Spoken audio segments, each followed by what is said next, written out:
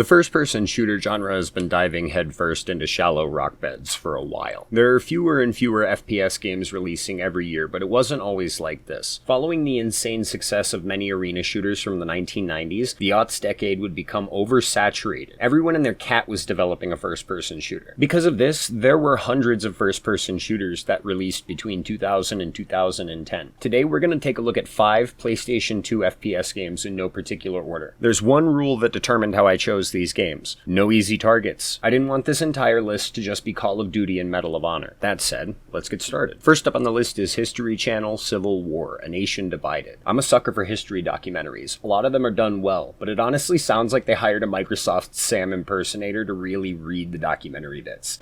Christmas approaches, yet nothing could be less festive than the dreary weather towards the end of 1862. The actual game here is just an old Call of Duty with a Civil War skin and really bad hit detection. The guns all feel really bad to use, and the majority of character models are this exact same old dude. There's an overabundance of semi-automatic weapons, and there's an unrealistically high number of grenades for the time period. The actual visuals look atrocious and really lazy. This game came out in 2006, and that same year we got Gears of War, Final Fantasy XII, Bully, Call of Juarez, and a ton of other games that make this look like a complete failure. This one should probably honestly just remain history. Next up, Warhammer 40k Fire Warrior. I don't know fucking anything about Warhammer, but it comes up in conversation a lot. True to everything I've heard, this game is introduced with a pre-rendered FMV full of war crimes. This game is fucking awesome. It's a hybrid of cover shooter, arena shooter, and Metroid Prime, and the gunplay in this feels fucking sweet. Normally, my biggest complaint with console FPS games is the controller, because playing a shooter with mouse has always just been more comfortable, but here it works really well.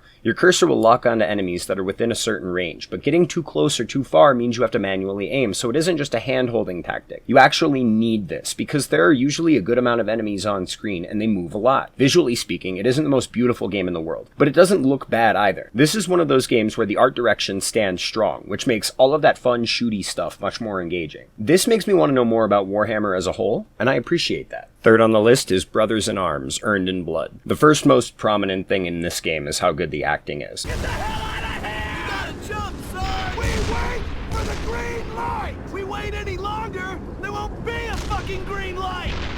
There's effort and emotion put into the dialogue delivery, and it helps a lot with the immersion. Unfortunately, the visuals don't really stack up to that. This game comes from that awkward period where developers were trying to do more realistic things, and that consequently means it looks very dated now. Thankfully, the visuals are easy to get past, because the gameplay itself is a fucking banger. You take on the role of a squad leader, and the squad command system exists to help you take better control over the battlefield. You can move your men to cover a position and order a volley while you sneak around to the enemy flank. You can order a full rapid-fire assault to provide faster covering fire. There's the overhead map that shows you the battlefield so you can better plan ahead your strategies. And all of this, it comes from a very, very, very simple game at its core. It's just any other World War II shooter. This is a game I would love to see given the chance with some of our modern technology, but honestly, that probably isn't very likely to happen in this same way. Gearbox did announce a new Brothers in Arms game back in 2021, but the last real entry in the series was cancelled and reworked into what would eventually become Battleborn. What, you don't remember Battleborn?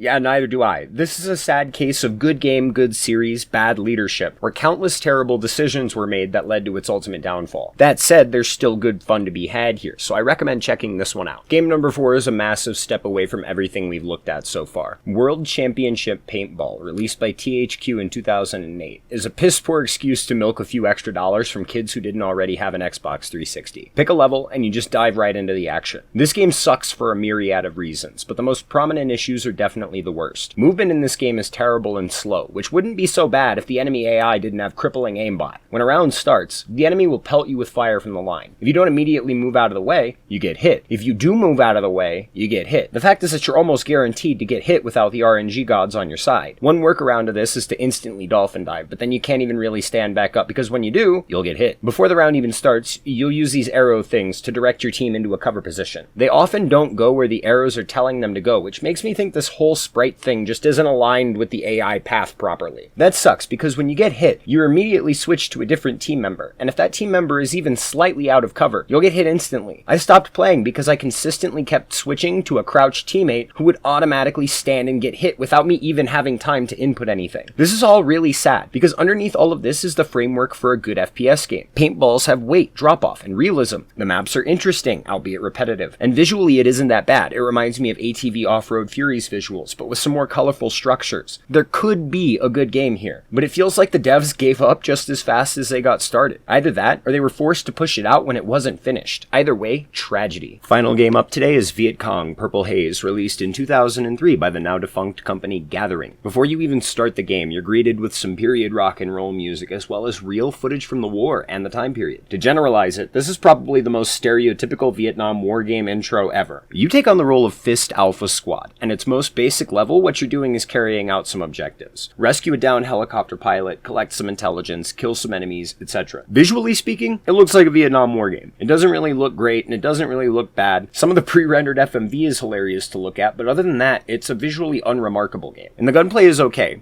but unrefined. You can lean, cover makes the enemy AI less accurate, and guns all seem to at least function. Some of them drag your crosshair downward with the recoil, which just wouldn't happen with any real gun, but aside from that, it's not terrible. But on top of that, the sensitivity is severely uneven. You can't change the aim sensitivity in this game, and you should really be able to, because the vertical sensitivity is so much higher than the horizontal. Getting clean lefts and rights is a hard thing to do. This is a tactical shooter, which means you absolutely need those. It also means it has some similar strategy elements to Brothers in Arms, but unlike Brothers in Arms, I feel like there's a bigger reliance on teammates meant to be emphasized here. You aren't just directing a squad to a position and ordering fire. If you're injured, you need to have your medic heal you. Your point man, Nguyen, can be asked to lead you directly to the objective, and in his pathway he'll spot things like traps and enemies. The radio man is exactly that. He's the man with the radio. I like the idea of the radio for telling you what to do without just being led to it, but I don't like the inconvenient timing of it. Every radio call seems to come in when it's the least convenient, which means you have to pull yourself away from the fight if you want to answer it. If it were more surprising, it would work better, but it's a very forced idea that you always get a call under duress. All of these teammate things are cool, but only the medic really matters, because the map will tell you where to go, and the goals are pretty simple. The enemy AI is also pretty bad, but at least it's funny to look at. Enemies often move sporadically, miss when they're standing right in front of you, and just generally aren't very threatening. This whole thing feels more like a comedy than a serious game. Every American is a yee-haw Yankee, and the Viet Cong sound, well...